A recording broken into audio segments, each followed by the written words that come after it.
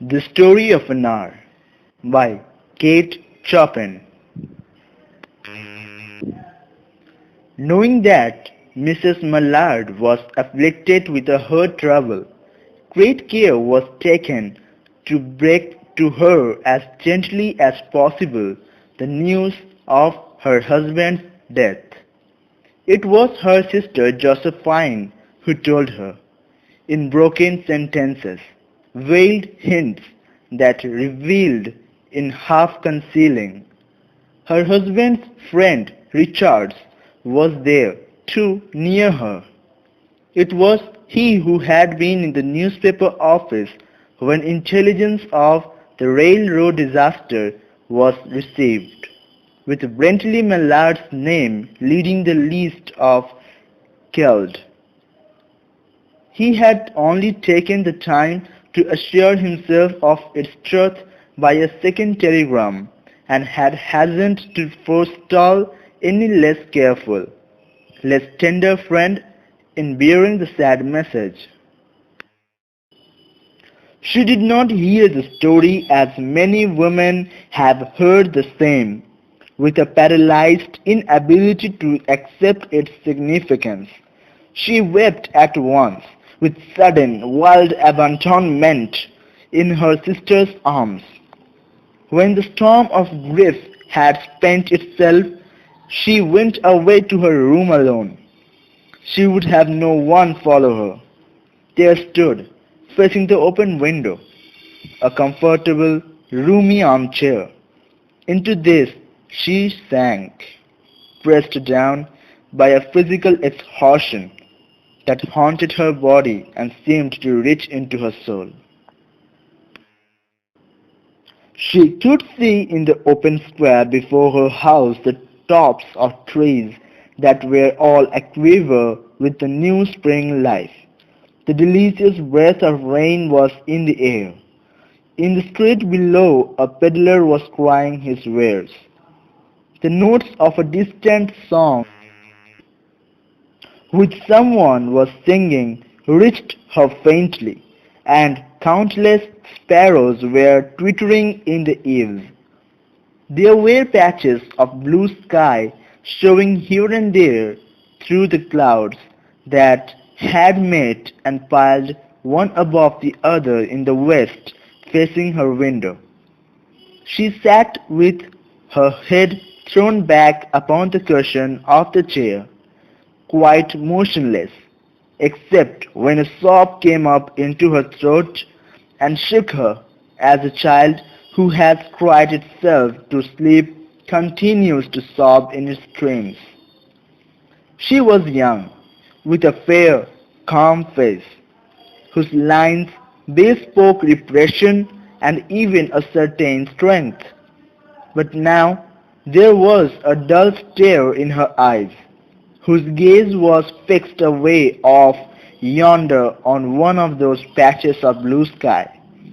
It was not a glance of reflection, but rather indicated a suspension of intelligent thought. There was something coming to her, and she was waiting for it, fearfully. What was it? She did not know. It was too subtle and elusive to name, but she felt it, creeping out of the sky, reached towards her through the sounds, the scents, the color that filled the air. Now her bosom rose and fell tumultuously.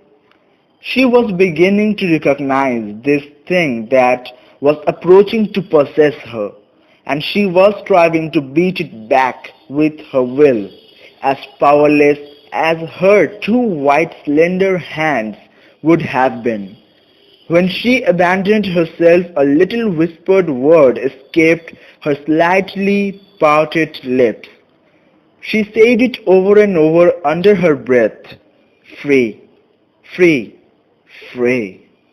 The vacant stare and the look of terror that had followed it went from her eyes. They stayed keen and bright. Her pulses beat fast, and the coursing blood warmed and relaxed every inch of her body.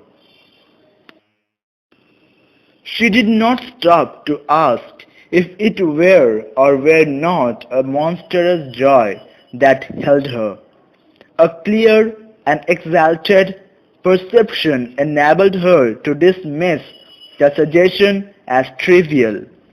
She knew that she would weep again when she saw the kind, tender hands folded in death, the face that had never looked save with love upon her, fixed and grey and dead.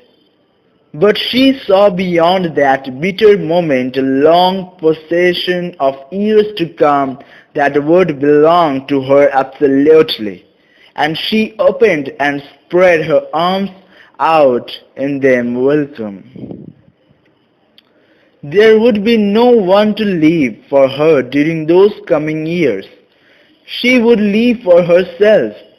There would be no powerful will bending hers in that blind persistence with which men and women believe they have a right to impose a private will upon a fellow creature.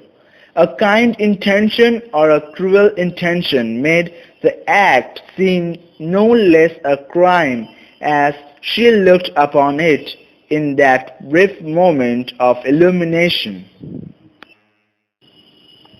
And yet she had loved him. Sometimes, often she had not. What did it matter? What could love, the unsolved mystery, count for in face of this possession of self-assertion, which she suddenly recognized as the strongest impulse of her being? Free, body and soul free, she kept whispering. Josephine was kneeling before the closed door with her lips to the keyhole, imploring for admission. Lewis, open the door, I beg, open the door. You will make yourself ill. What are you doing, Lewis? For heaven's sake, open the door. Go away. I'm not making myself ill. No. She was drinking in a very elixir of life through that open window. Her fancy was running riot along those days ahead of her, spring days and summer days, and all sorts of days that would be her own. She breathed a quick prayer that life might be long. It was only yesterday she had thought with a shudder that life might be long. She arose at length and opened the door to her sister's importunities. There was a feverish triumph in her eyes, and she cried herself unwittingly like a goddess of victory. She clasped her sister's waist, and together they descended the stairs. Richard stood waiting for them at the bottom. Someone was opening the front door with a latch key. It was Brentley Mallard, who entered, a little travel-stained, composedly carrying his grip-sack and umbrella. He had been far from the scene of accident and did not even know there had been one. He stood amazed at Josephine's piercing cry, at Richard's quick motion to screen him from the view of his wife. But Richard's was too late. When the doctors came, they said she had died of her disease, of joy that kills.